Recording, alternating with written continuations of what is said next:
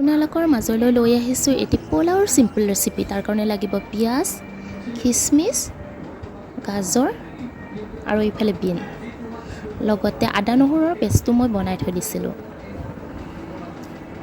এতিয়া কুকাৰটোতে মই তেল দি কেনে গৰম হ'ব দি দিম।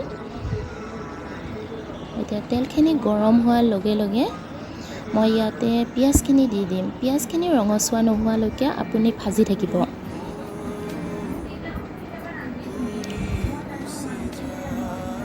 ইয়াতে মই কিন্তু আগতে খিচমিচখিনি ভাজি থৈ দিছিলোঁ, সেইটোৰ ভিডিঅ'টো স্কিপ হৈ গ'ল, আপোনালোকক দেখাব নোৱাৰিলোঁ।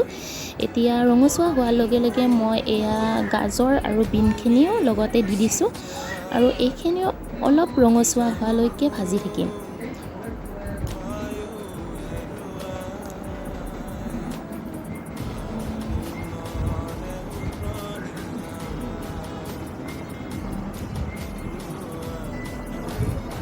মই এনেকৈ কেতিয়াবা চিম্পুল খাব মন গ'লে এনেকৈ চিম্পুলকৈ বনাওঁ। আপোনালোকেও বনাই চাব, যদি ভাল লাগে আপোনালোকেও বনাই খাব।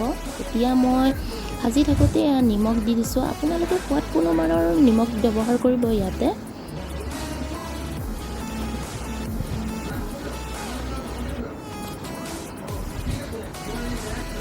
আৰু লগতে মই যিটো মানে কেঁচা মটৰ, বাকলি থকা কেঁচা মটৰটো পায়, সেইটো মানে মই ব্যৱহাৰ কৰিছিলোঁ, কিন্তু আপোনালোকক মানে এইটো ভিডিঅ'ত দেখুওৱা নহ'ল।